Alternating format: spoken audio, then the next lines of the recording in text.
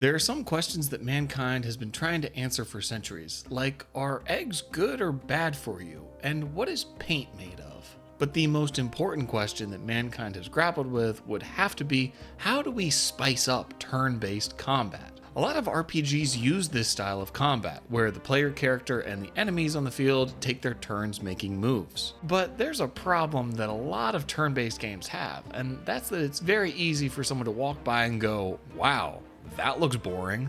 Even though there might be a lot of thought going into each move, you can see why this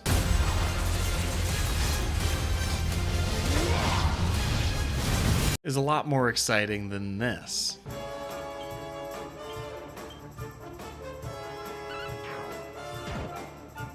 Even though it might be very practical, the 4 dudes in a row format popularized by Dragon Quest and the early Final Fantasy games is not impervious from growing stale, especially with how many games follow it. So there's gotta be a way to spice things up somehow, right? What about adding more complexity to your combat system? Give players more options for attacking, using spells, summons, movement, dodging, offering enemies a home-cooked meal on the battlefield to try to win them over. The list could go on and on. This is the route that some turn-based games take, and it's not hard to see why. It's a solution that does make sense on paper for a lot of reasons. The format of turn-based combat does naturally lend itself to planned-out strategies. You don't have to make quick decisions like in a more action-oriented game. You can take all the time you need to map out a good approach. So offering players more options in a combat encounter does take advantage of turn-based combat's biggest strength. However, there is a double-edged sword here, and that's that it makes the game much more difficult for newcomers. When you bombard the player with a million different weapons to use, spells to learn, and items to equip, don't be surprised when they get overwhelmed, especially if they're not used to RPGs in the first place. And you might say, who cares about these newcomers? Let them go play something easier if they need to.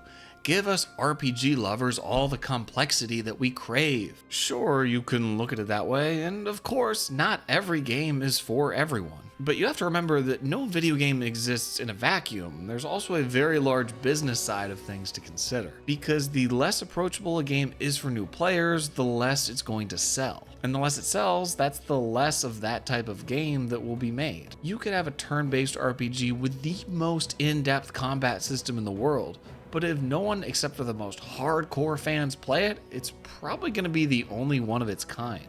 So if adding complexity doesn't work, what about an active time battle system?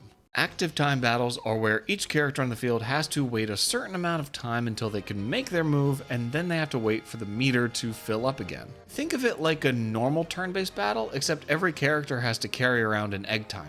The advantages to this system are clear. It can add pressure to the player, requiring them to balance strategy with time management. Having a party member at low health and not knowing if you're going to have enough time to heal them can certainly raise the stakes and create tension where there wasn't any before. I understand that there's a lot of people who like this kind of battle system, but to be honest, I can't stand it. To me, active time battles represent the worst of both worlds. It doesn't capture the feeling of exhilaration like a traditional action game might, and you don't get the in-depth planning that you would in a traditional RPG. Every game I play with an ATB system, I end up wishing it picked a side rather than just sitting on the fence. But beyond that, perhaps what makes it feel so bad to me is that it puts every action that you take in the game on a cooldown.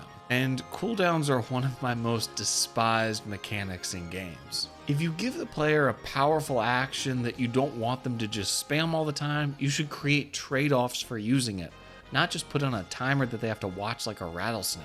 But what if there was some way to incorporate strategy and reaction time together? A gameplay style that doesn't take away from either side and is able to keep the player engaged while still rewarding careful planning. Well there, Sonny. Sounds like you're in need of the latest and greatest gameplay mechanic that Square Enix cooked up 27 years ago, and then again just the other day. I'm talking about action commands. With a simple press of the A button at the right time, you'll be giving those baddies the old 1-2, or maybe even the old 3-4. Keep up the pattern, you'll have them seeing stars while you're after the 7 stars. So what are action commands exactly? They're a mechanic prevalent in the Mario RPG games, like Super Mario RPG, the Mario & Luigi games, and the good Paper Mario games. Whenever either you attack an enemy or an enemy attacks you, if you press the A button just before the hit lands, then you can either do more damage to them or protect yourself. The obvious benefit here is that through action commands, the game is able to keep players more easily engaged, without requiring them to keep their eye on a bunch of cooldown meters. It provides a dash of action that it sprinkles over top of the traditional turn-based combat system. If I wanted to be overly critical here, which is something I'm pretty often guilty of, I could make the argument that action commands aren't that much more than just glorified QuickTime events. If you're not aware, a QuickTime event is where the game comes to an abrupt stop and requires you to make a certain input on your controller, usually a button press. They're not as common as they used to be. I'd say their heyday was the late PS2, early 360 era, because I think they wore out their welcome pretty quickly. Because while action commands might be fundamentally the same as QuickTime events in that they both rely on perfectly timed button presses, there is a significant difference that sets them apart. That's that with QuickTime events, most of the time you don't know they're coming up until the button prompt is right there. They usually feel very jarring and can interrupt the flow of normal gameplay. But with action commands, you know they're gonna pop up every time. It's always when either you attack or an enemy attacks. There's nothing unexpected about it. You can't be caught off guard because it happens literally every time.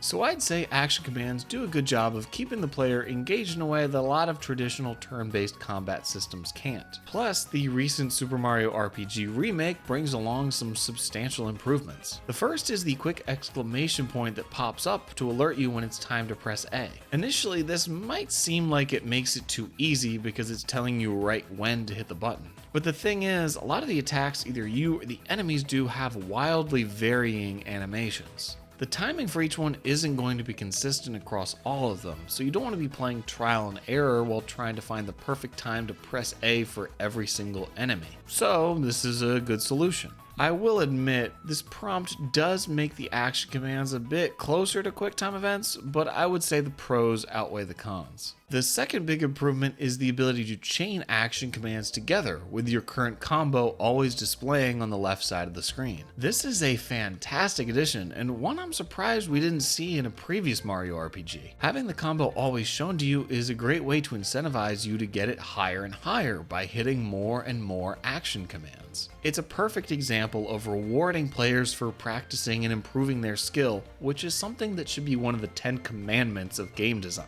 Having a higher combo does give you a whole host of benefits, but honestly, I don't think they're even needed. Just seeing the number go up is enough motivation. So action commands might not be the perfect way to spice up turn-based combat, but I do think they're the best thing we've got right now. Whether you're making a game or drawing a picture or writing a book, it's always good to look everywhere for possible improvements, even if it might seem like they're not needed. There's nothing inherently wrong with turn-based combat, but just because there's nothing wrong with something doesn't necessarily mean there's everything right with it. Especially with how many RPGs use a very by-the-book style of gameplay, it becomes increasingly vital to refine what's already out there. And just like Super Mario RPG broke a lot of the standards of the genre, the remake has reinvigorated it. And if we're lucky, this game might not just be a remake of a classic beloved title, but the first step in a new era for turn-based combat.